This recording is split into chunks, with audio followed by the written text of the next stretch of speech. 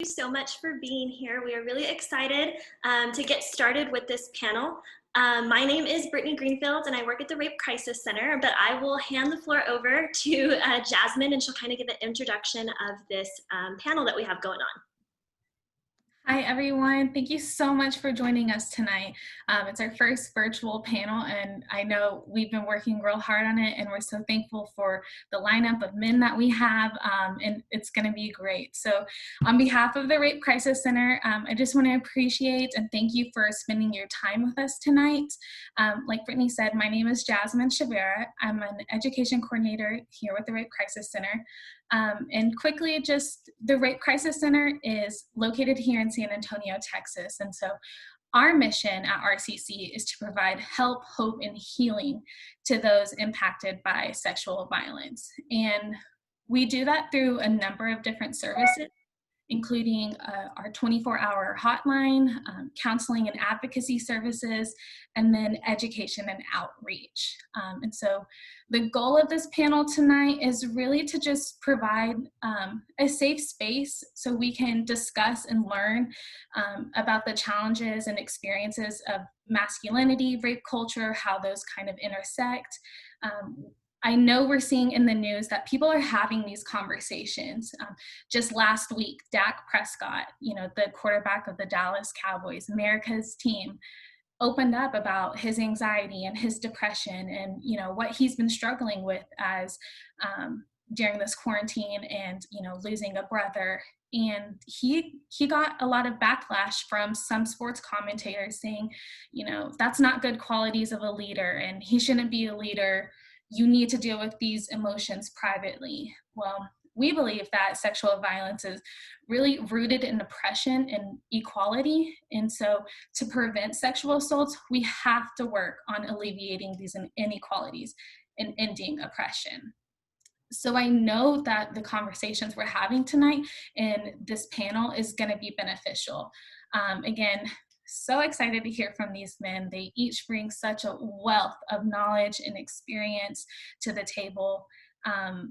I've no doubt that everything's going to be amazing. I just want to let you guys know that we do have a Q&A box. So at any time during the panel, if you have any questions, please feel free to send them through.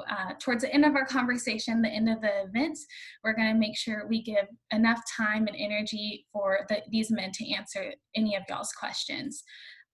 As well, if you unfortunately have to leave the event, or maybe your friend or family member couldn't join the event due to time or anything, we are recording this, and so here within the next week we'll be posting it to our YouTube, social medias, so it can be shared and this conversation can be viewed again. So if anything, we will dive right in and introduce our panelists. So if everyone wants to turn on their cameras, that'd be awesome.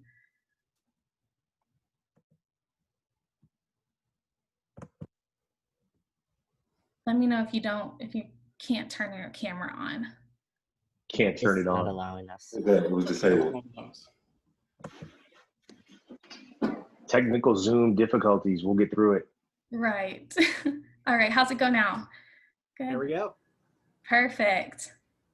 Awesome. All right. So we'll just go ahead and dive right in and kind of introduce all of our panelists. I'll let them introduce themselves. So Maximum, why don't we start with you? Tell us about you and your background. Yeah, so thank you for having me. My name is Maximo. I'm just a community advocate. I'm someone who cares deeply about the respect for all people, regardless of real and perceived differences. And, that's really it. I'm an advocate for people. And I think this conversation is very timely. I bring with a lot of different experiences, a wealth of background from all around. I come from the quote unquote Latinx or Chicano background. So I want to wish everyone a happy quote unquote happy Hispanic Heritage Month. And, looking to mix it up with everybody on the panel today. So that's it. I'll keep it brief. Nice to meet you. Awesome. Thank you. Will, do you want to go next? Sure. I'm Will, William Lynch, and I'm a sexologist and a sex coach as well. I actually have gotten to work with Brittany before, so I'm very excited to be included in part of this discussion. As a sexologist, a lot of the clients I work with are transgender. I'm transgender myself, so I have a very unique perspective when it comes to masculinity. So I'm really excited to be here and answer any questions y'all might have. Thank you, Will, for being here. Sean, do you want to go?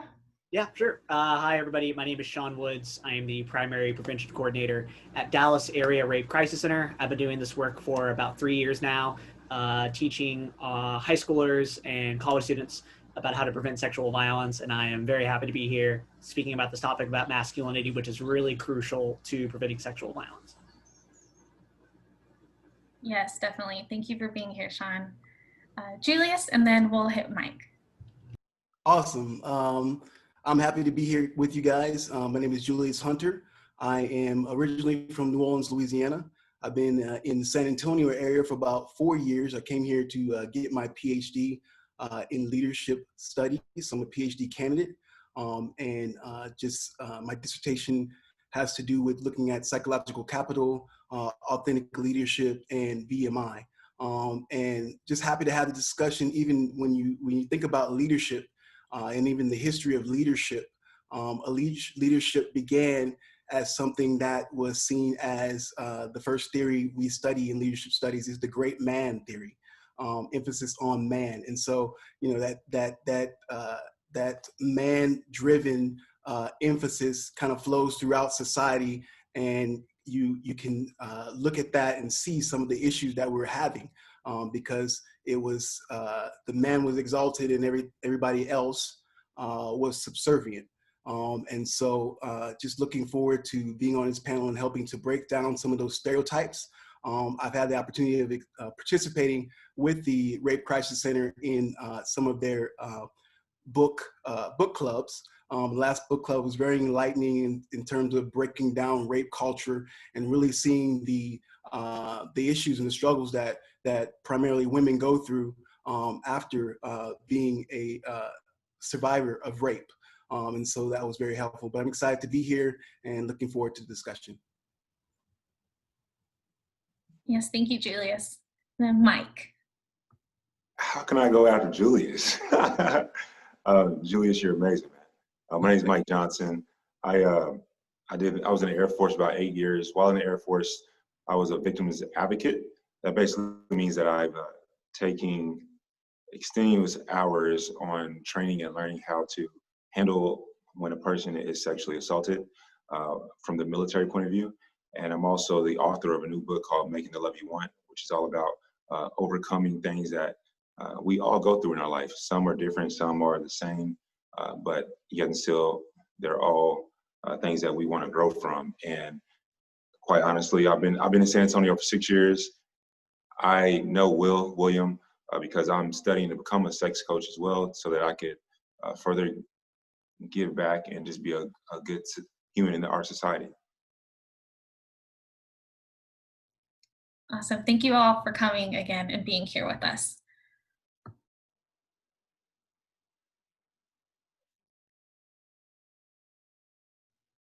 Okay, so we will go ahead and dive into really addressing the rape culture. So I will Sean, I'll let you go first. If you want to address kind of how you have seen rape culture experienced in your life, you know, the earliest memory you have of it up until maybe the most recent, and then we'll kind of go along, you know, the group the same way we did. If y'all could all answer that question for us, that would be great. Great, yeah. So as far as the earliest memory of rape culture and, you know, what we're going to label that as, it would probably be going over to my grandparents' house, seeing all my aunts and uncles. You know, it's been a while, and they say like, "Hey, little man, how many girlfriends you got?" And, you know, that started down a path like, okay, so I gotta get some action going on. I gotta start talking to women. Maybe I have to talk to multiple women, multiple girlfriends. It's the only way my family's going to accept me. And that was kind of the first instance of like, oh, this is how I'm supposed to be a man in this household. And of course, we all know that's definitely part of rape culture. And since then, what I've mainly noticed is that it involves a lot of misogyny, putting down women, putting them in a lesser secondary role, not believing anybody that comes forward about accusations of rape or sexual assault, and then just telling men, you got to shove it all back down.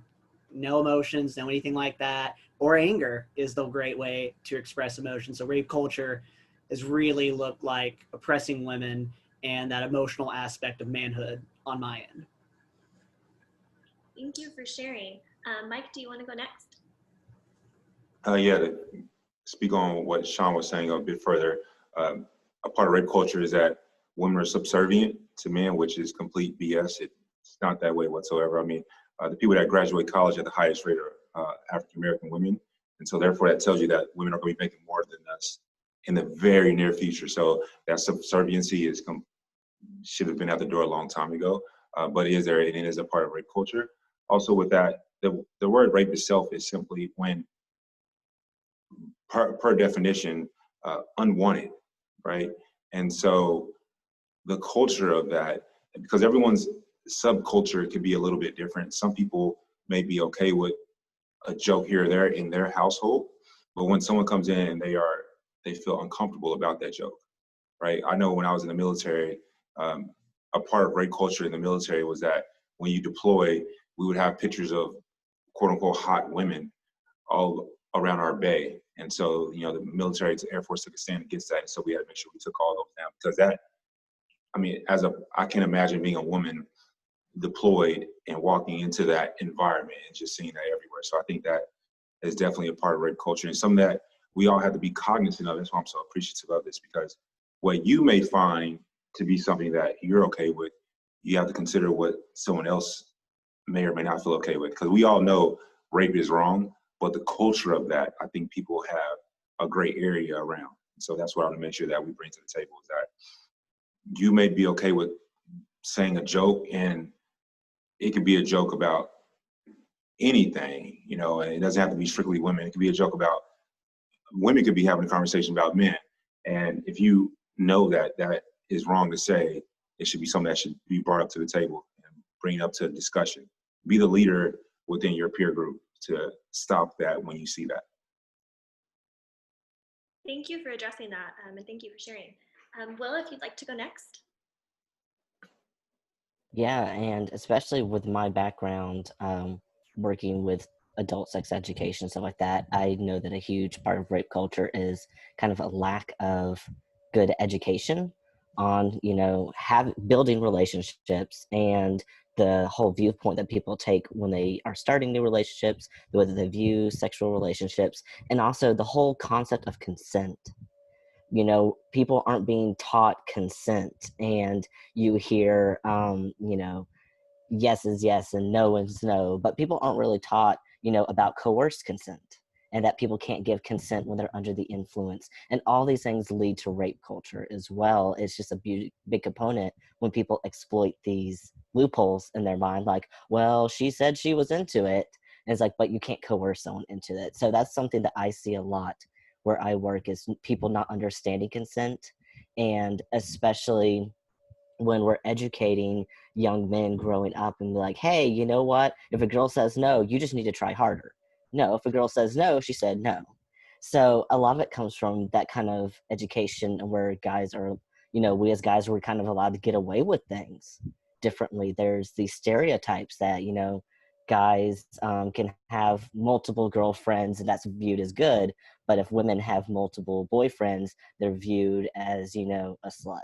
So it's already ingrained in our culture. So that's something we have to address to be able to fix some of this. I'm glad you shared that, and I'm glad you mentioned the connection that sex education and rape culture, how heavily they are intertwined, and the importance of that. So thank you. Julius, if you'd like to go next. We can't hear. We can't. You're muted. Your mic on. Yes, his mic's not. There we go. So one of my first experiences and really wake-up calls to rape culture was in college. I was a sophomore at LSU, and I was coming out of my dorm room, and there were two young ladies that were there sitting on the steps, and I was listening to their conversation, and one was telling the other, she was saying, well, why did you let him go? And she said, no, I had to let him go because, he wouldn't beat me. And so when I heard that, I kind of leaned in more to hear the conversation. She said, what, he wouldn't beat you? I said, yeah, he was, some kind of punk. He wouldn't yell at me. He wouldn't call me names. He wouldn't beat me. He wouldn't, take advantage of me. And she said, yeah, you need to leave him, girl, because, he ain't no good. If he can't even, he's not even a real man. If he can't, he can't be violent towards you. And I think that was really one of the first times that I had the same face that Mike's giving right now. I was one of the first times that I was just like, what? Do people actually think this way? And really beginning to analyze my past and things that I had learned, and, observing how men treat women and, the standards for relationship. That was really a wake-up call to me in that. And so, rape culture is, when there is this, subservience, when there is not a level playing field where, the male is feeling like he can be dominant and take what he wants, where there isn't an equal respect, but the woman is just an object for his pleasure. That's what I would define rape culture is. There's an expectation that whatever that man wants, he should have it. He deserves to have it.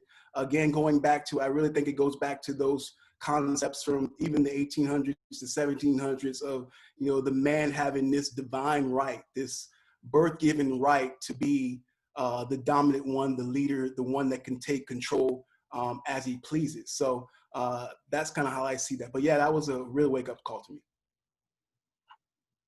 Wow, that was powerful to share, actually, and I hadn't even heard of that aspect of it, so thank you. Maximo? Yeah, thank you. First of all, I just want to commend everybody on the call today, all the fam that are participating in the panel, because these are some heavy topics, for those of us that may not be directly working in this field every day, to have these discussions. And the majority of men are not. They're working in other fields and other sectors, and they don't take the time to talk about these things and really address them, which is why I think it's so important that we're having the discussion. But I commend everybody on the call because, we're allowing ourselves to be vulnerable. We're admitting some truths. We're admitting some things that we've seen and working towards making those changes. I think, for me, one of the first ways I kind of learned about this culture, I come from a sports background, a competitive athletic background. I remember being in middle school, maybe even younger than that, playing basketball, playing football, being on the court and being on the field and hearing the guys, people playing, talking, right? You're talking on the court, you're talking on the field, and what are you calling? You're calling everybody names. You're calling everybody words. You're calling them the B word. You're talking about, you're calling people the P word, right? And all of these things that we're using and these analogies for women and these similarities to women and women's body parts and derogatory names for women. We didn't, that was the words that people were saying on the competitive football, basketball courts, things of that nature, So I think that was my first, okay, what's going on here? Why is this that we're, listening to this? The other things I'll say is that, certain music, certain hip hop music, rap music that I grew up listening to, right? It's some of that music's been, accepting misogyny, right? And talking how we address women, things of that nature. The other component that I think is important to this is that, one of the other areas that I've seen recently that really kind of blew my mind, I watched this documentary about a year later, and it was Leaving Neverland, a story on Michael Jackson. And it just blew my mind because I grew up listening to Michael Jackson. Michael Jackson was so, he was like everything, right? He could dance, sing, move, just a smooth brother. And to hear all of that stuff that happened in that documentary blew my mind. And now me, being a parent, I have two young kids. I have a 5-year-old and a 1-year-old, 5-year-old boy, 1-year-old girl. It brings it all full circle because now we start to think about how we want to raise our kids and the next generation and our next generation of boys and how we want them to address women and speak to women and see the world, right? And this idea of toxic masculinity and trying to break some of those things. I think the other component of this is, as men, that we have to come to realize, is, we have respect for our mothers, we have respect for our daughters, but we don't often respect our babies' mamas. And that's something we need to talk about as well. It's a heavy subject, but I mean, it's high time that we discuss all of these things. So there's a lot all wrapped up into this. So I appreciate it. Definitely. Can I, if it's okay, Go ahead, man. Go say ahead. something in regards to what Maximo said about basically objectifying women, right? The catcalling, things of that nature. And then what you were alluding to, William, or what I was catching upon what you were saying was just the sexist society, right? Rape culture, it has great lines when it comes to sexism. You know, like another ad what I was thinking about when I was listening to you was that when a man has multiple girls, it's like perceived as cool, right? When a woman does it, she's a hoe. But then when you see a single mom and dating, you look at her differently. But when you see a single dad in dating, it's almost like he's put on a higher pedestal, right? And to me, as a man, I would think the first thought is, oh, wow, thank you for, talking about how good of a father I am. But in reality, when I step back and think about it, I don't have children, by the way. But in reality, when I step back and think about it, it's almost like that's sexist. Women get perceived down here when it comes to being a single mom, and guys get perceived up here as a single mom, right? So I think, and William, you were speaking in what I felt more from a sexology aspect, and I completely agree with you on that. That's something that we definitely have to talk about. Then also within rape culture, I mean, I grew up like Maximo playing football and playing sports in general, and also being in the Air Force. And a lot of guys, I don't know why men do this. They could be the most straight man ever, but they're gonna smack your ass, right? And they're just gonna touch you inappropriately. I've seen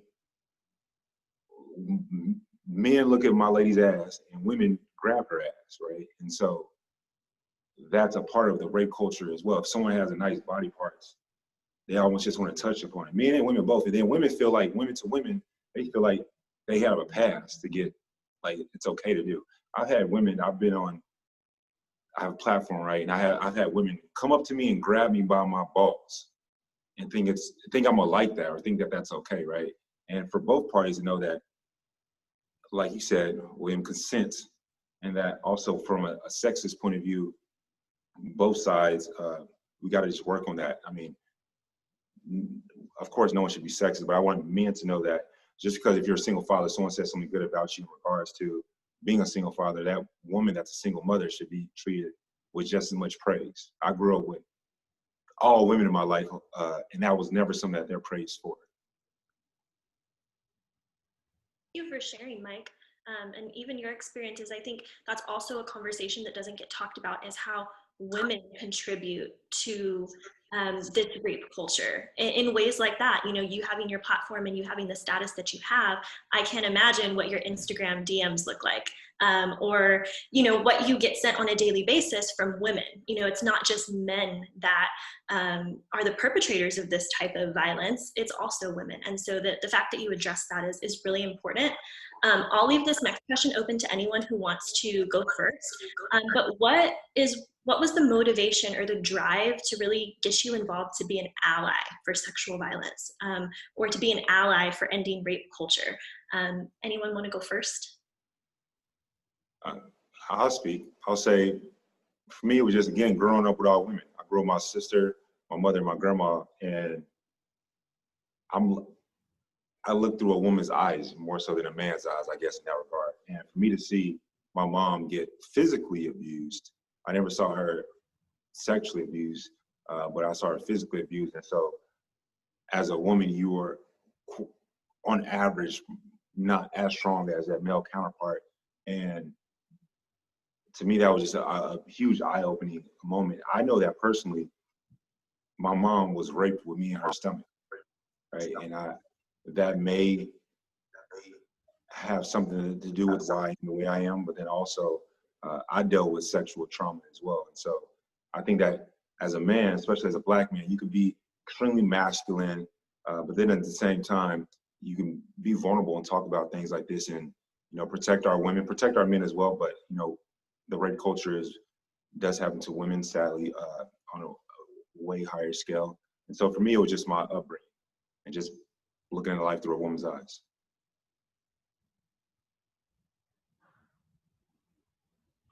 I think for me, it's about just, again, basic respect, right? I think everybody, doesn't matter who you are, deserves a common basic decency sense of respect. And if there's a certain group of people that are being disrespected, then we got to do what we can with what we got to make change.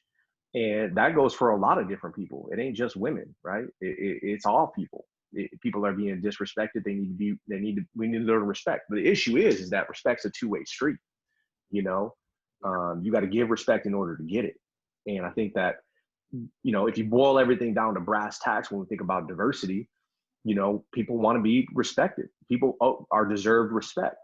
So that's you know, a very basic, just real easy thing to understand. You know, I know someone in the Q&A section mentioned, how can we get men involved to be more advocates, or we think about this thing of masculinity as being healthy. Well, let's just think about respect. Everybody wants to be respected. You want to be respected. I want to be respected. Well, it starts by giving it. And I tell you what, a little bit of respect goes a long way. I think what initially drew me, into this, and kind of piggybacking off respect. Probably about 2 years ago, 3 years ago, I used to work down at the gay area, gay strip, here in San Antonio. Worked there for about a year and a half. Identify as a gay man, and the way that I was touched, the way that I was addressed multiple times. I'm smiling, but it really wasn't a fun experience for most of it. I really started to see the double standard. That's not talked about a lot. We really have a double standard in terms of the gay community, in how men treat men. That objectification, I don't want to say it's, it's a percentage higher, but, it's men treating men with the same lack of boundary. And so, just really looking at that double standard and really being high on respect and saying, whether it's a man or a woman, no one has the right to touch anybody in a way that's inappropriate, or touch them in the way that they don't feel comfortable without their consent. And, as I got multiple experiences like that, that really got me interested in, and in amplifying the need for people need to be respectful. I think, again, it doesn't necessarily boil down to gender, even though we know statistically women are getting raped for in a far higher proportion than men, right?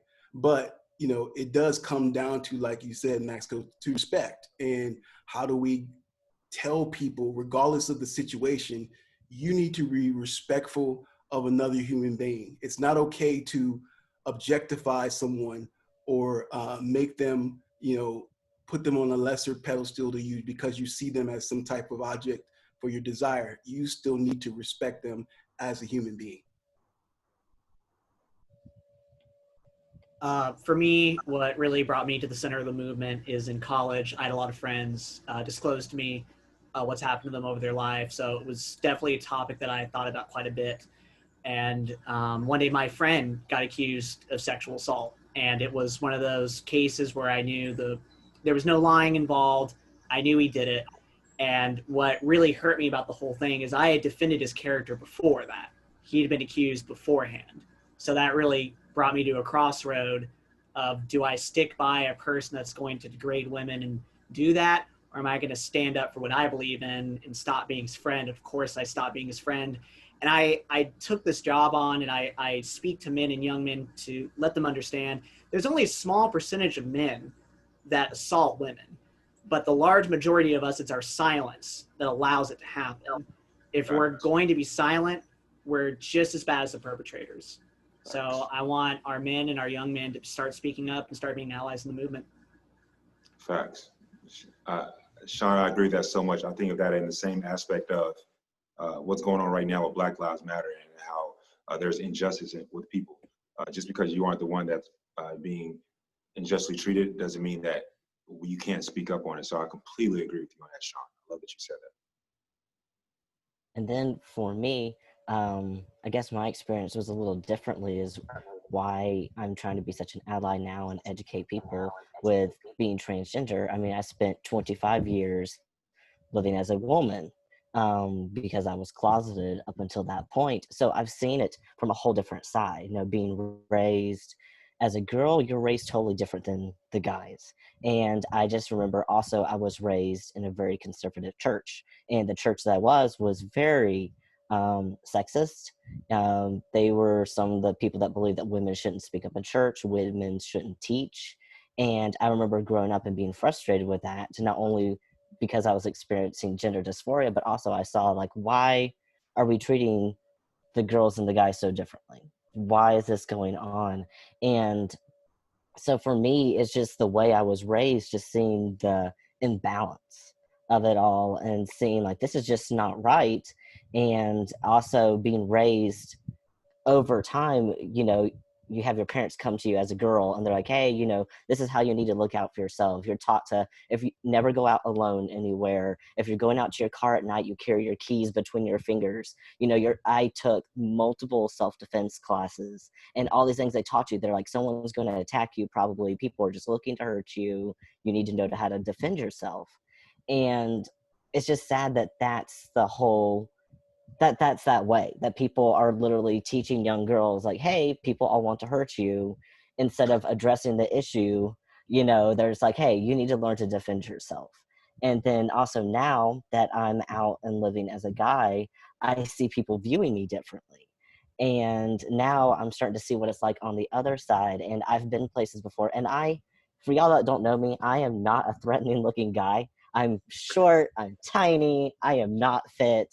But I have actually seen people before when I'm walking around, and me and my husband, who's a bigger guy, and you know, so it's just us two dudes walking. I've seen like women kind of like look at us before and like shy away if it's late at night and we're just like trying to get somewhere.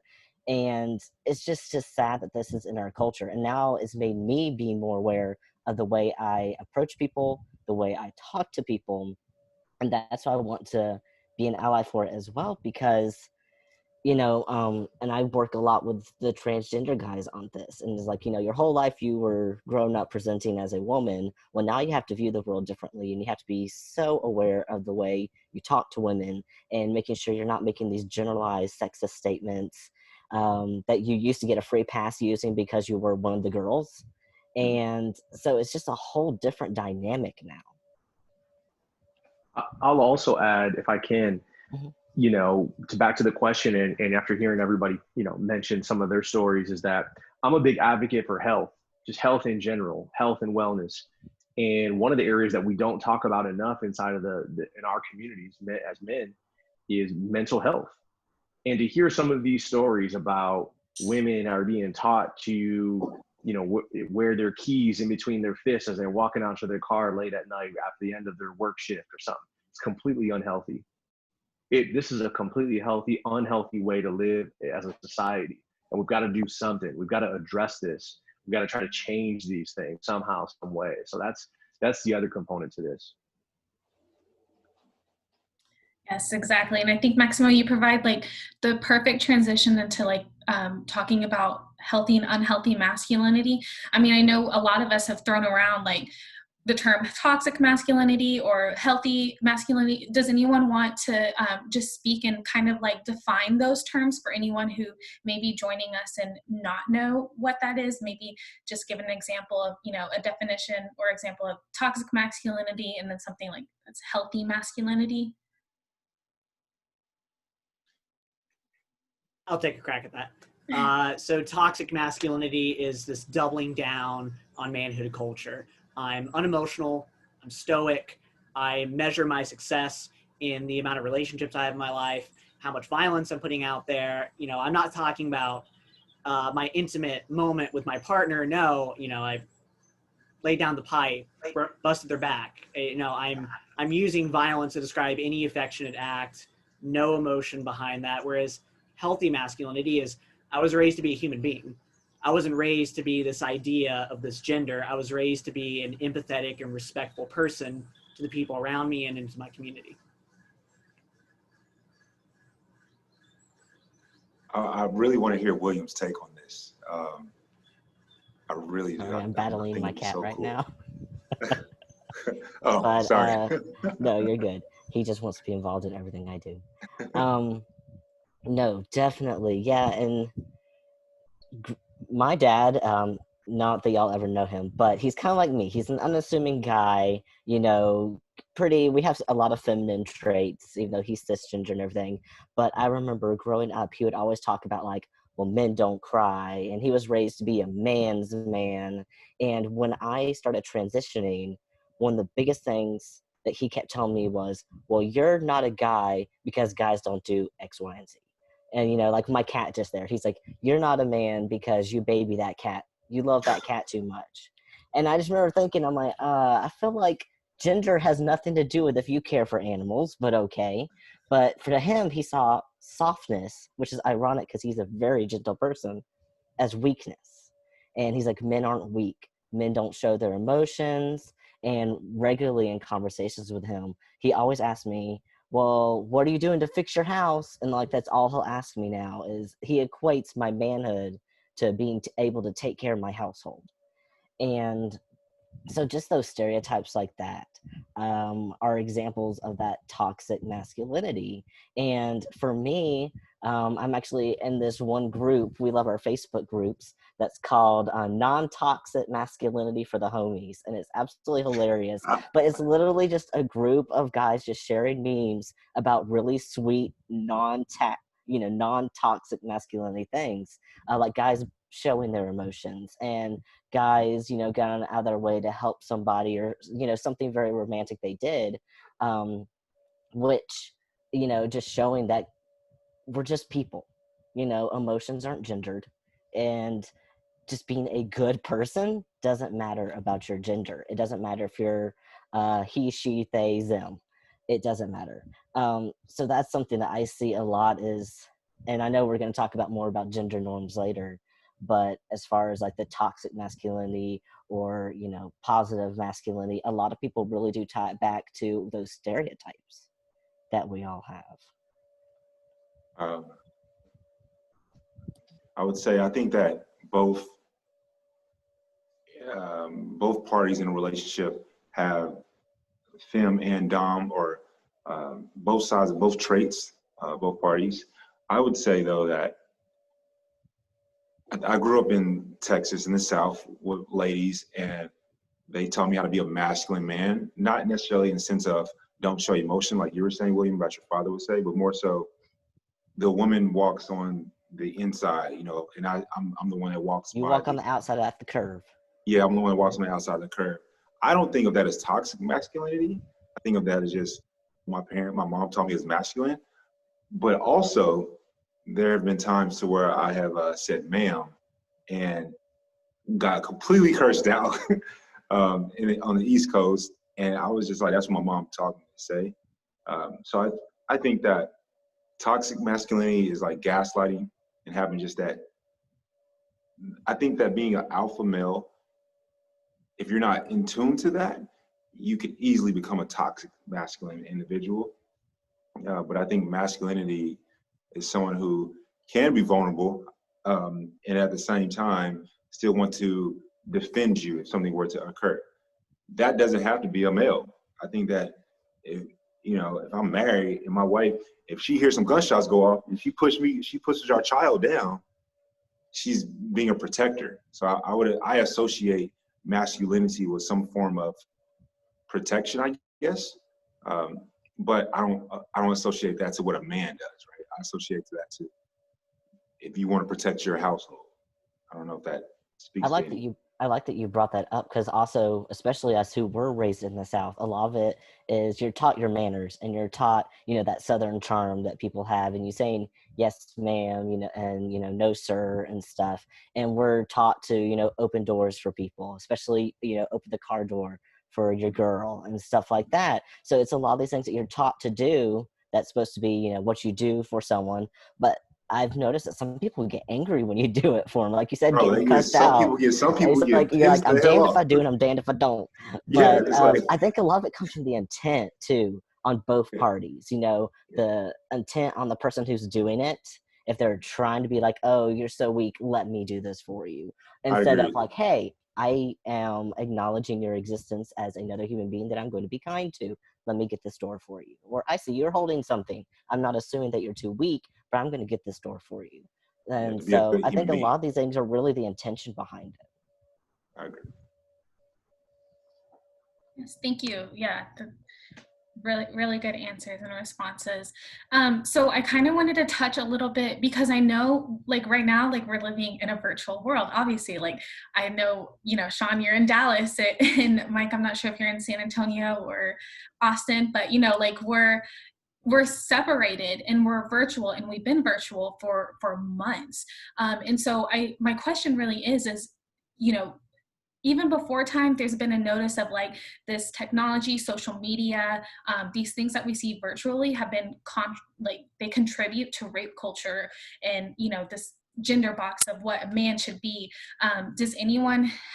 Has anyone seen an increase in it over, you know, this pandemic, or you know, have you seen some things lately that really contribute to it, or even before time, like just do you believe technology in the shape and form could contribute negatively to rape culture and toxic masculinity? Julius, I don't know if you have anything. Yeah, I was going to say, you know, I think that technology definitely happens to or helps or allows you to dehumanize people. You know, when you're on an app or you're receiving a text. I was reading something the other day on Facebook that was talking about, it was targeting millennials, but it could apply to anyone that was just using that form, and just how it was easy to disconnect from relationships because you really don't see that person as a human being. Again, you're objectifying them and seeing and projecting on them whatever your need is at that moment. So it's easy to ghost somebody. It's easy to gaslight. It's easy to bench somebody because you know, you see them as less of a human being. And so I'm sure that then plays into rape culture, and you know, in that you're just seeing that person as an object that can fulfill your needs, and whenever there is maybe that hookup or you know, those expectations, or maybe that process that would happen if you went to a bar, it's even less of that process where it allows you to again dehumanize that person and treat them maybe without the respect that you would normally treat them. But I think that technology can, if you let it, lead to more, I shouldn't say technology, it's a tool, but you know, people tend to be more disrespectful because it's so easy to disconnect. You know, I can say all of these things. I remember, as you know, it's happened several times, you know, people will tell you they love you and you're the one and all this other stuff. And then, you know, 2 days later, they're gone, right?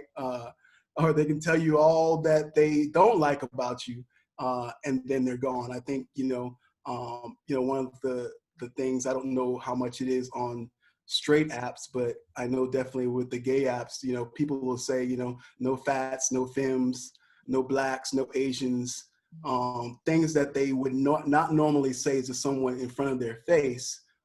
They can easily say in an app profile that they don't like. And, you know, again, it's all about dehumanizing someone and treating them with the lack of respect. And I wanted to jump on that too, just briefly, what you were saying. It's so true.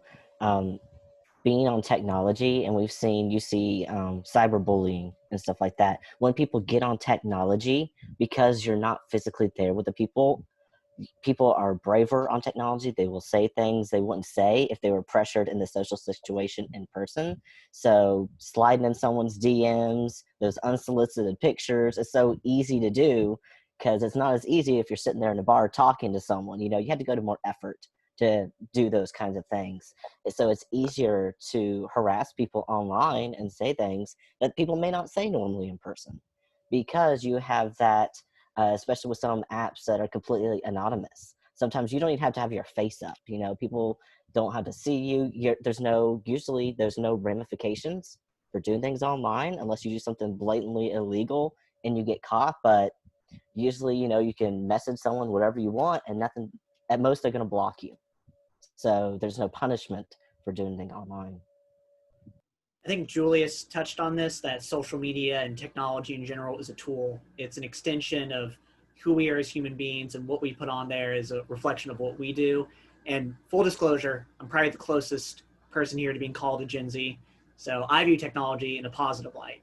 But definitely in this pandemic, especially if you're on things like TikTok or anything like that, I see a lot more of that gender norm reinforcement kind of content going on those kind of apps. At the same time, I see some amazing spaces being created where people are talking about consent, healthy relationships, and they're able to open up online because maybe they're not able to be themselves in their real life or among their own circle of friends and family, but online they're able to talk to people about their life and ask questions and be genuine. So it's kind of a double-edged sword. I definitely think the younger you are, the more likely social media is probably being used as a bad thing.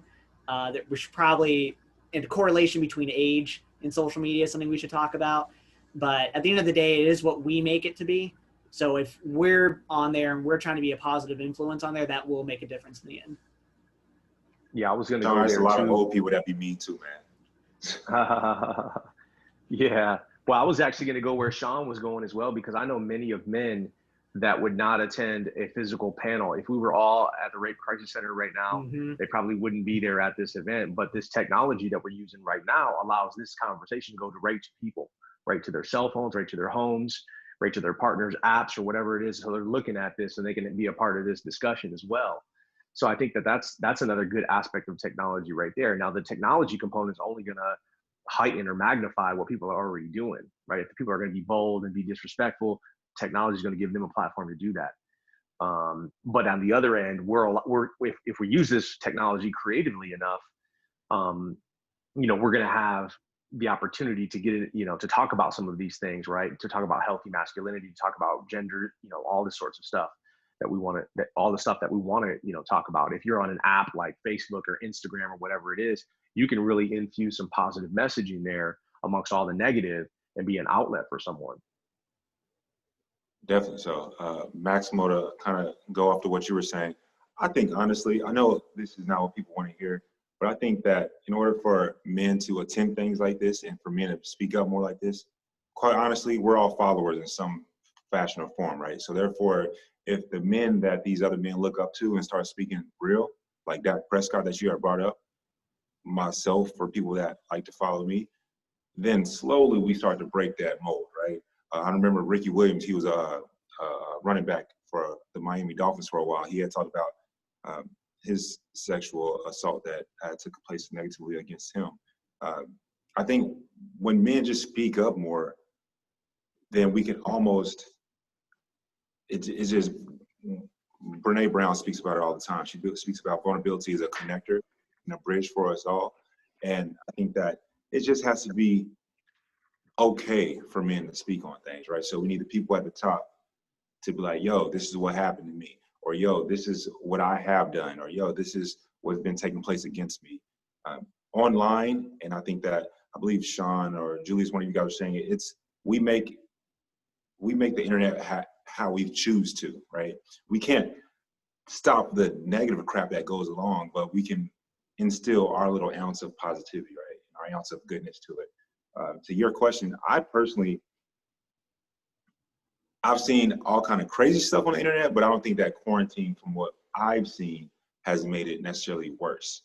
I do feel, for me, when I think of quarantine, I get incredibly sad when I think about people in abusive relationships or that have abusive parents. That breaks my heart. That's what I think of when I think of COVID-19 and quarantine and how that takes effect in the household. If I could also respond to that as well, Mike. I mean, everyone's got such great topics here and such great talking points, but I'll say this as well. Us that are on the call, for anybody else that considers himself to be a leader, it's our responsibility to commend folks and to lift others up. And a lot of the problems that we have with toxic masculinity and unhealthy norms, it stems from people's personal insecurities, right? Everybody wants to be that top dog. Everybody wants to be a boss. Everyone wants to be the best. Well, hey, guess what? How about you be you? How about we be ourselves? How about we stay true to ourselves? And if we're going to be leaders, we don't got to put the next person down, but instead look for ways that we can help people. How can we help them become better? If somebody needs something, someone should come to me. Actually, I got a buddy who just messaged me today. He says, hey, I need to talk to you. I said, what's going on, man? He says, well, my son, he's 18, he's starting to use drugs, man. I need some help. I don't know what to do. I don't know where to take him. I said, don't worry, man, we're going to get to it. I started asking him a bunch of questions. He says, well, when can you talk? I said, tomorrow at 9 a.m. And it's like, well, who would I be if I consider myself to be a leader? And I said, oh man, I'm sorry to hear that. Good luck. Facts. You know, best of luck with that. No, we got to help each other out. For this brother to actually contact me and to take down all of that, all of those walls, all of the insecurities, and admit that his own son has a problem and that we need to do something. It takes a village. As they say, it takes a little bit of everybody to help people. So that's what we got to do.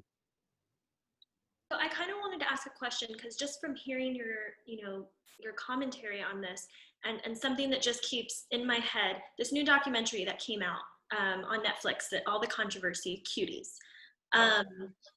How can parents navigate that conversation? I'm sure we have a lot of parents who are watching, or a lot of advocates for children who are online and wanting resources or wanting ways to even start that conversation in a comfortable way. And I think what makes that uncomfortable is we don't want to admit or recognize that our fifth graders and our sixth graders are being exposed to sex and to things that we think they're too innocent for. But I think, addressing as a parent that they are being exposed to this, what are ways that you think parents can talk to their sons in healthy ways? What's a good way for a parent to start that conversation of healthy masculinity and looking at things like Cuties on Netflix, that it's available to them, and showing them how that is grooming women to act a certain way, and how that is grooming men to think this is how they should be perceiving and treating women? So I can go all day on this one, but really what it comes down to is that we consume so much media in society on my own. If you were to monitor everything that I consume and have a conversation with me, that would be difficult. What you have to do as a parent, I know I'm not a parent, so grain of salt, you have to monitor what they're watching. You have to have a conversation with what they're consuming, because there is so much art that you're going to consume. Like, you could call, what's the movie that everyone's talking about, the documentary? You can call that art if you want to. But the point is, if you are consuming that content and no one is there to provide a conversation with you, a viewpoint of, why that's grooming, why that's wrong, like, why is that setting you up for toxic masculinity, you're not going to know anything better. You're just going to consume and move on to the next piece of media. So really what it comes down to is, I know parents are exhausted. There's only so much time in the day to even spend with your kids and even having these conversations, but it starts super young. Consent can start as little as 3, just letting them understand, what does it mean to accept permission for something? What does it mean to enjoy what's going on? That doesn't have to be in the context of sex, but they have to understand some idea of what consent looks like early on. Thank you for sharing that. Anyone I else? remember, I was working for it was a campaign, a fitness campaign. It was a 3-month campaign, and we actually went to different schools, middle schools and elementary schools in the area. And so I would go and give presentations to the different classrooms about fitness and things like that. And I remember 2 incidents that were really eye-opening to me. One, I was in one school, I think it was an elementary school. I was teaching the 4th grade class. And after the 4th grade class, one of the little girls comes up to me and passes me a note. And she was saying that, hey, my friend, who's probably another 4th grader, wants me to let you know that she thinks you're fine. And, can she have your number? I remember looking like, you're in what? How are you talking about that? And then I was out far, I think it was in Uvalde or at another middle school. And this time I was actually, we had a mascot. So that day I don't know what happened. The regular person that did the mascot couldn't do it. So I was sitting there wearing this big hot mascot costume. So of course I dressed down because I wasn't giving the presentation. So I was in shorts and a t-shirt and had the suit and the bag and was going to change. And you pass by the gym. And it was a group of boys, actually a group of about 5 boys. They had to be between 9 and 11, I would say. And so I passed by and the boys all turn around and one of them goes, nice ass. And I look and all of them were just sitting there like shaking their heads like, yeah, yeah. And so I think one of the things is just awareness. If you would have asked me if I thought that those kids at that age would be able to have those responses, I would have been clueless. Now again, I don't have kids. It's probably different when you're with kids. You have your own kids and you're with them day in and day out and hearing what they say in the house. But I was totally clueless. And so I imagine some parents don't even know what the media or where their kids are getting their information and what they're taking in.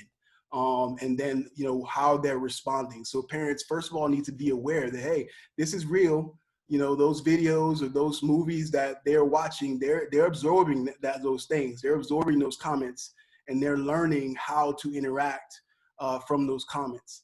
And I think secondly, just to be real to the parents, aware of their own actions. Because, you know, you never want to be that parent that's, you know, do as I say, not as I do.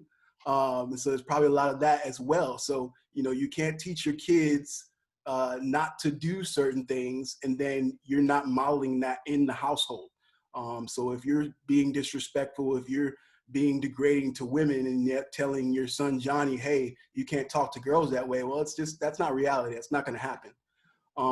And, you know, three, I think is, you know, the Rape Crisis Center. The Alamo Center Rape Crisis Center has some great workshops that are, they just, I guess you guys just did a camp that was for middle schoolers and elementary. So there's some great resources that they can get online in order to be able to talk about those things. And if they are uncomfortable talking about those things, there are some great workshops and some great presentations that different organizations like the Rape Crisis Center are giving that they can access. Definitely. I would simply say, and I don't have children either, like you, Sean, but I would say that I'm a mentor of Big Brothers Big Sisters, and these kids know way more than we knew at their age. Parents, understand that. Get that through your head as fast as possible. These kids are incredibly young, and they see it all.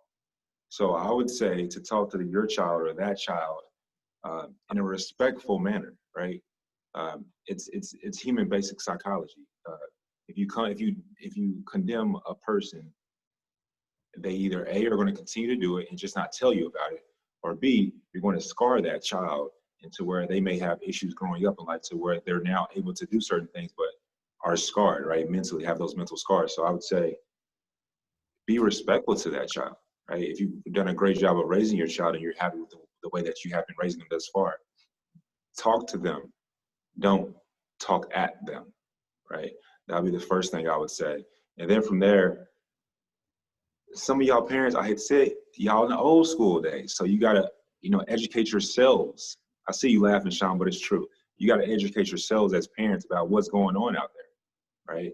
Get on a TikTok yourself. I ain't saying create something and make a weird video, but see what's going on, see what's out there. And from there, you can have a conversation of understanding. Because like basic psychology, once you ask someone a question, they feel a little bit higher, right? And therefore, your child will more than likely open up to you if they don't feel threatened by you. And therefore, their mind is now open to have a communicative conversation in comparison to subordinate and parent. Yeah, I think the other thing, I mean, I agree with what a lot of what y'all are saying too, but to add another component or another spoke in the wheel with regards to this conversation, I haven't seen that documentary Accused, but of course everybody's talking about it because it's in the media. It's a hot topic right now. It's probably top 10 trending on Twitter, and everybody wants to be in the know, right? Everybody's curious. Kids are curious too. Mike, you mentioned these kids they know way more than we do. Yeah, they do, because they're curious as well. So here's the component to this is that who put these parents up to consent to put their kids on this documentary? We talk about healthy masculinity. We also need to talk about toxic capitalism. I mean, these people are all making money off this. They're putting it on here, they're putting it on for clicks and views. The parents are trying to get their kids to be famous so they can be influencers, so they can be the next great dancers and stuff. They want to do all this, which I'm for these kids showcasing their talents if they got talent per se. But to sexualize them, to be hypersexualized, and for all these kids, my kids, who perhaps are curious and want to watch that too, because everybody's talking about it, man, these kids are being programmed. It's a whole village, as we're talking about. the programming to talk about what is toxic, what is nasty, what is negative, it's all a part of the process. It's all what's on TV. It's what's on the apps. It's what's on the tablets. It's what the kids are talking about at school. And that's all programming. It's all a part of this process here, which gets folks to accept some of these norms and stereotypes and unhealthy behaviors that we're trying to reject. We can work and we can do this work in the community all year. I feel like we're making a little bit of progress. And this documentary comes out and takes us 10 steps backwards. Absolutely. And the final thing I just want to say about this, I hear the innocence question all the time. Well, they're too young. I don't have these conversations with them. I want them to retain their innocence. I always say, do you want their innocence popped by their friends when these conversations come up? Or would you rather be the one to do it and have these honest conversations where they can ask questions and actually learn rather than just get some secondhand or bad information from friends? If I can add to that, we all Sean, did growing up. I know we all did that growing up. So got to call myself out on that too.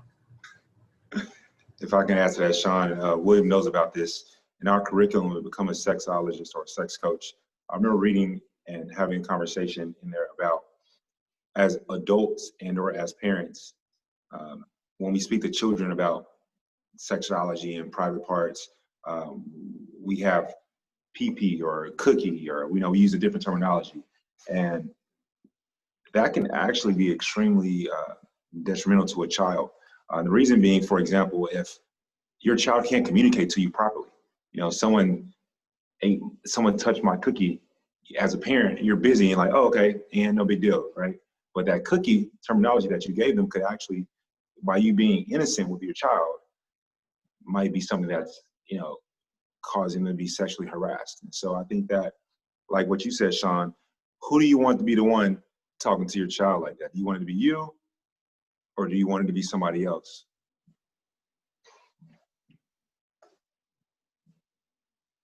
Thank you for addressing that, because you're right. And Sean, you're right. We all did it. I did it. I'm sure Jasmine did it. I'm sure we're all guilty of being way too young, Googling things and figuring out what things were because it was uncomfortable to talk to parents about that. So setting that normalization between parent and child relationship, I think, is really the key factor. And it starts at birth. It starts at 2 years old. It starts at 3 years old. And it just becomes more age appropriate, of course, as they get a little bit older. Jasmine, do you have any last questions? Yeah, I just want to remind everyone, if you have any questions, just go ahead and put them in the Q&A or put them in the chat. I'm just going to ask this last one, and then we're going to open up to the floor. So I know all of you, I wish we had more time because you are a great group of panelists, and sometimes these conversations, you just can't dive into everything and all y'all's experience as much as we would love to. But I know all of you mentioned like Maximo and Mike playing sports, and, I heard Mike, I heard different factors of saying like you were a bystander at one point, a bystander of, either masculinity being toxic or like rape culture, catcalling, dirty jokes. Like, you were a bystander at what point? A lot of the times, we really want to, our culture is, well, the responsibility is not mine. It's the schools. The school needs to teach someone like not to catcall. And then it's like, oh, it gets pushed over. The colleges need to be teaching someone about sexual assault and things like that. Well, then it's like, who's doing it? So my question is how can we encourage these young men, and I'm talking about like middle schoolers and high schoolers, to be better bystanders? Because I'm sure, I don't know from experience, obviously, but I'm sure being a bystander, hey, that's not cool, man. Like, don't say that. Sometimes it gets viewed as negatively, like, really? Like, why would you, like, that is cool. That's cool right now. So if anyone wants to speak on that, and then we'll go into the Q&A. I know for these young men in high school, middle school, it can be hard to speak out against the crowd. It can be hard to stand up and say, I don't think that's right. I don't like what you're saying. I think that's wrong. And I've had high schoolers point blank tell me, like, I know what's going on is wrong, but I'm not going to say anything because I know I'm going to be ostracized. Someone's going to want to talk to me. I'm not going to have friends anymore. And I get their struggle with that. I think we just have to start changing the culture around them, because we should not be putting the responsibility on these young men to change the entire culture of their high school. It's a leadership issue. Like Maximo's been saying, we need to be talking to the principals and vice principals, the teachers in that class, to be changing that culture and helping our young men be able to step up and be real leaders. I think there's I have a lot of. Go ahead. I was just going to say that, on the topic of kids as well, because I do have a 5-year-old boy. I'm always talking to him about all sorts of things. Yesterday, he came home from his school and he had a bunch of drawings on his shirt. And I said, what happened? I said, you got someone drew all over the back of your shirt. I said, what happened? He said, oh, it was this boy did this to me. And I'm thinking, well, I'm like, look, the next time you tell him no, tell him no. Tell him tell him I said no. Tell him your dad said not to be drawing on you. And my thing is, like, we have to give our young people the tools that they need in order to be successful, in order for them to be able to navigate the world. We know more than them, right? If we have children or we have people that we mentor, we have to be able to give them the courageousness to respond and to speak out if something ain't right. If I find out that my son witnesses someone being bullied or witnesses someone trying to grab one of the little girls or something, I hope he would say something. I hope he would step in, grab the teacher, ask them, say, hey, something ain't right here. Say, this makes me feel uncomfortable, right? And that's okay to talk about those things. Say, hey, come on, that's not cool, bro. I always use that as well. I always say, come on, bro, to other guys I hear. I feel that's a great way to interject and just say, come on, bro. Like, you don't believe that. You don't really think that, right? With regards to abrupt or interjecting with some of these things that we find problematic. Like you mentioned, the Dak Prescott thing. I commend Dak Prescott. For anyone to say that, oh, he shouldn't have those feelings and put that out there, it sounds like they don't really care about him. They don't really care about him. They don't care about his development. They don't care about the issue or the effect that he has as a leader and using his platform to do what he wants. He doesn't have to do what they want. He doesn't have to speak how they want him to speak or think how they want him to think. So that's the other component to this as well. And I like that you mentioned teaching them to say no too, because I feel like that's so important for all of our kids, no matter their gender, is teaching them how to say no. Earlier we talked a little bit about being polite, and in the South, that's really a big thing, is being polite to people. But teaching our kids that it's okay to say no, and it's good to say no. If someone's trying to do something, if someone's getting in your space, if someone's touching you, if someone's messing with you, teach them that it's okay to say no. You don't have to be polite, and just let it happen because, oh, I'd rather just be polite and not say anything. No, stand up for yourself and standing up for other kids. So teaching them that they have a voice that they can use. I'm sorry, Julius, we've cut you off twice now. I'll stop now. Okay. No, I was just gonna say, part of this being, active bystander is about reducing the stigma surrounding difficult conversations. So, rape, just mentioning the word rape is not very popular. I put it up there with mentioning suicide, even when, one of the hardest things for me, kind of speaking personally, was 4 years ago, I was a crisis case manager. And for some reason, it was all, at the beginning, it was hard for me to say the word suicide. Why? Because there's such stigma around it. I had to deal with my own personal biases, and that rape is included in that as well. People, the moment you mention that word, people get uncomfortable when they say that's something that's not.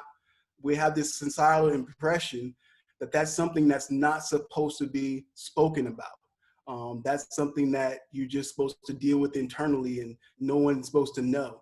And kind of breaking down that barrier that, hey, no, we can talk about the word rape. It's a real word, and it needs to be addressed. And we can talk about how to reduce incidents of rape in our society, in our families, in our social groups. So I think that's part of it. Having these virtual trainings, having workshops, having the Rape Crisis Center in whatever city you're in, coming into the schools and, having those conversations about sexual violence and rape. And again, it's all about calling it what it is.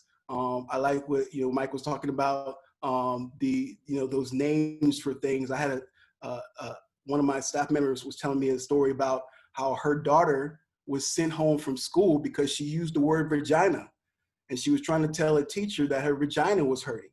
And they sent her to the principal's office and suspended her. And so she's a grandmother. She called and was, of course, irate with the school and the principal. How are you going to suspend my daughter? Well, she's used the word vagina. She's like, that's what it is. It's not a cookie, you know. But I think, again, you know, it's that we're afraid to have those difficult conversations, and we're afraid to use those difficult words, and that hinders people from stepping in. It's like, well, I don't want to talk to them about that because I'm afraid of it myself, you know. Something I wanted to add it on just real quick, what William said about teaching children to say no. We also need to teach them to respect the no as well. I don't hear that conversation enough happening. We need to teach children to understand that, like, when somebody says no, that's the end of the conversation. We're not going to be pushing for that yes or coercing for that consent. I agree with that, Sean. I would say, and what I teach and what I preach is the love of self, self-love. It's what my whole book is about. And the reason I bring that up is because what I teach my mentee, he's 13 years old in 8th grade. I know that he's a follower, right? I mean, we talk all the time as a follower. So he would not be a good bystander. He would probably allow something to happen just because he wants to be cool. And again, that's what I associate everything back to. For children in middle school, that's what your question was in regards to, but then also as adults. Honestly, it just has to, in adults, it's way easier, but especially in the middle school, high school levels, we just have to feel that it's cool to be a positive bystander for someone, right? That's literally all it boils down to. The only reason that kids are assholes, right, and no one's not a good bystander, because it's not cool to be a bystander and help that person up. That's it. That's all it boils down to, is what's cool, what's not cool. And so I don't think it's anything more fancier than that. It's just what's cool, what's not cool, right?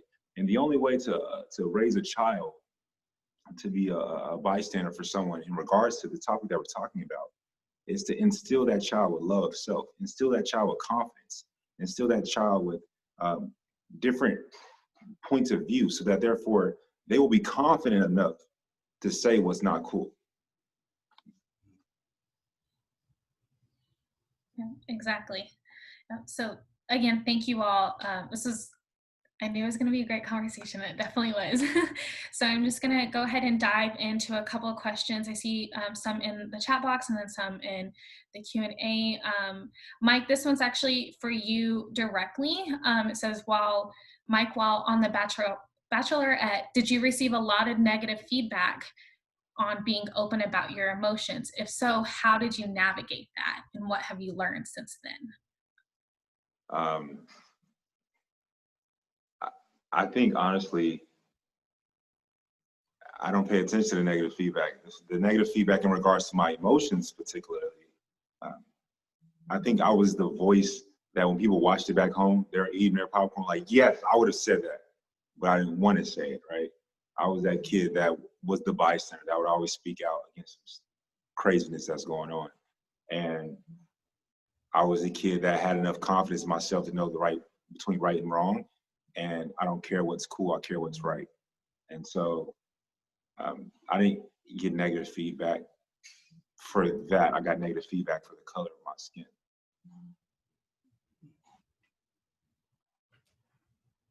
Thank you. This one's for Maximo. Says, much love from the OE chapter of the Most Honorable Sigma Lambda Beta. I'm a victim advocate for our Office of Student Advocacy and Anti-Violence Education. How can we go from getting other men who may not particularly care that gender and sexual violence is a men's issue, especially in masculine spaces such as Greek life? Great question. Yeah, so university life, and again, what's up to Jose here? Appreciate you being on the call, chiming in here. I'm glad we could, have these spaces again for all of us to talk and be courageous enough. And I think that's what this is about. It's about helping our young men be courageous enough to disrupt this culture and this society that we're living in that degrades and disrespects, something that can be so, special, right? But I think that, again, You think about the military, you think about university life, you think about sports, you think about Greek life. You know, these are hyper masculine spaces. As much as we don't really want to talk about them, they are. And they're spaces that have been shaped by certain norms and behaviors. And we have to find ways to talk about how we can disrupt these behaviors. I think one, first and foremost, for men, again, I have a different viewpoint and take on how we can disrupt this. And again, it really depends on who the student is, who are we trying to teach, right? If it comes to young men that are Greek or a part of fraternity life, you know, my thing is I'm going to challenge them. If you believe that you're a great person, if you believe that you live up to these high standards and ideals that define and dictate what your fraternity stands for, then you do not need to behave this way. You do not need to act this way. You don't need to degrade women. You need to be more of a leader. You need to be go above and beyond, because everybody else is doing this. You got to be a part of that change. And I think that's what we're really looking for with change advocates, is how are you going to do things differently, right? How can you learn from, you know, those spaces and what you already know, and how can you start to interject a little bit of change here? Because again, it's a process. I like to think that the pyramids of Chichen Itza weren't built in a day, and this culture is not also going to be changed in a day. It's a slow, methodical process. And how do we best, you know, help our young brothers into learning this? Because the moment we start shaming people, the moment we start calling people out, that's when these folks are going to double down. That's when people don't learn the best that way. People are going to get angry. They're going to get resentful. They're going to get really upset, and they're going to double down on that behavior and say, you know what, I'm just going to go ahead and do this anyway. So we need to really kind of figure out who our market is and how we want to make those changes, and then talk to people, right? Have these conversations. If I was a part of an advisor for a chapter of any fraternity on the campus right now, I'd be having them have this discussion amongst all of the fraternities on campus. They could have this panel. They could set it up right here with the Alamo Area Rape Crisis Center and have this discussion amongst all of the Greek members, and in fact, all of the men on campus.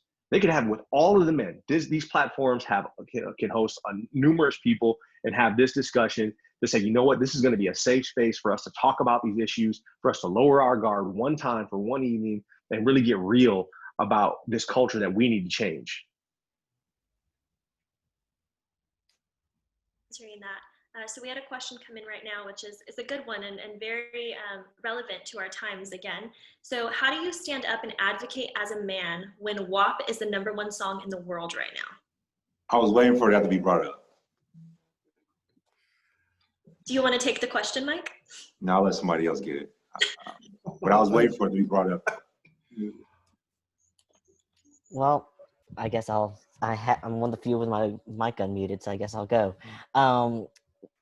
There's multiple different positions you could take on this song. I personally, especially as a sexologist, and, you know, we were talking about the different cultural influences that our kids are seeing, that they're listening to. If you compare WAP to a lot of other songs out there by male artists, to me, and I'm on the same boat with people who are like, there's other songs that are way worse than that one. And a lot of it really comes down to people just, again, the double standards we have for male artists and female artists. And a lot of people view the song as she's just a woman who's sexually empowered. And, you know, it's not about abuse. This is all about her expressing her own sexuality. So as a sexologist, I find that the song is very relevant. And honestly, I think it's great that she made it because she is taking a stance on claiming women's sexuality when so many people don't think that women should be sexual beings, or they think only guys think that way. So I think it's a great thing. I think it's starting a lot of really good conversations, and it gives us the opportunity to discuss these things with our kids, with young adults who are listening to these songs, and then they maybe have questions about it. It's opening the doors for good conversations to be had. Thank you, William. I want to come on the back of you behind that, I guess you would say, and say that we can't get consent mixed up with freedom of speech, right? They're not advocating to be taken advantage of. They're not advocating to go against someone's consent. This forum is for rape culture. And a part of rape culture is catcalling. Part of rape culture is objectifying. If those women in that video, Cardi B and Megan Thee Stallion, want to be sexualized, that isn't rape culture. That's an individual wanting you to look at them sexually, right? And we got to be cognizant and not steer too far away from trying to control, right?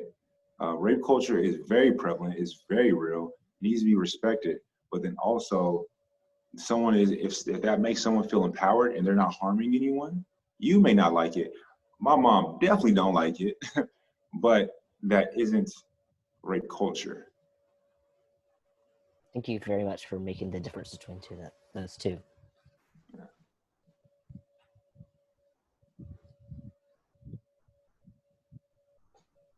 It's a hard line, but my grandma would hate it. It is, though. And I see that in a lot of the discussions right now is people are taking songs like that as part of rape culture when it's not. When it's something that's consensual. I'm not going to get deep into this because this is not what this conversation is about, but when I teach things about BDSM, you know, a safe word is the line that separates abuse and, you know, BDSM. And it's the same thing with that. It all comes down to consent and how people are wanting to be treated. Correct. Can't confuse the two. Rape culture is completely different than what. Okay. So another question that we have from a victim advocate, she or he, let me see. They work with a teenager who turned 13, has been in CPS custody majority of his life. This person is the closest thing that they have to a parent, and they don't really know what they've been exposed to when it comes to that sex education or that sex in general, or rape culture in general, which we know is happening. What would you recommend to even start that conversation for this person, or if y'all know of any resources other than the Rape Crisis Center to kind of help them navigate that relationship that they have with this teenager?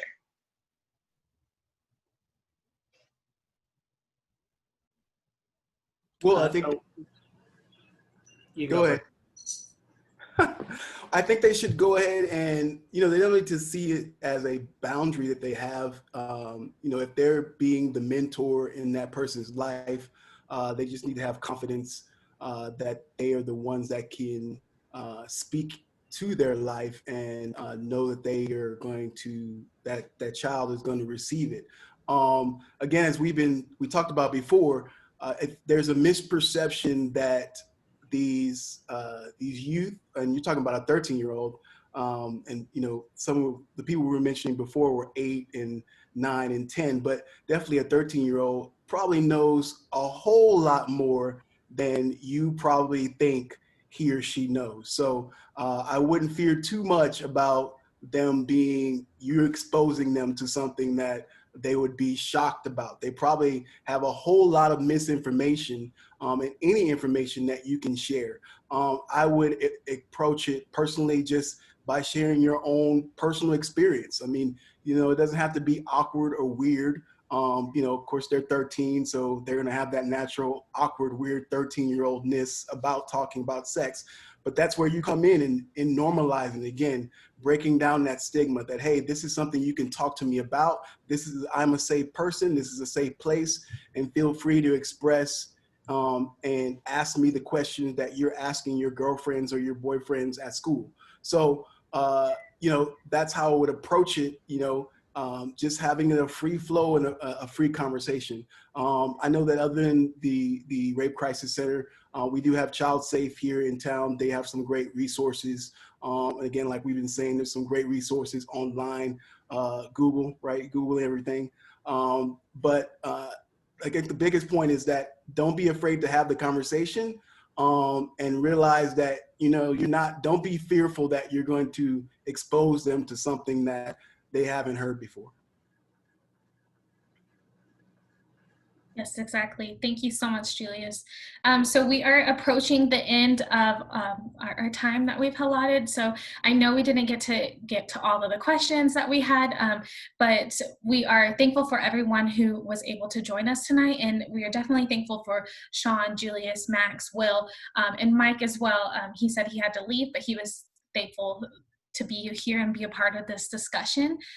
So I'm just going to close it out and let you guys know as a reminder that we are recording this, so it will be posted on our social media and our YouTube page within the next week.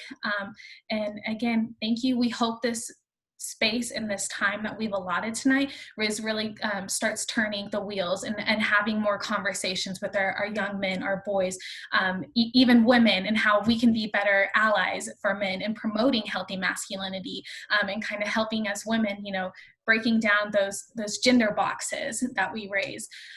And so again, thank you everyone. Thank you panelists for joining, and we hope you have a great night. Thank you. And thank y'all all for also hosting this event. Guys, have a great night, everyone. Yes. Thank you.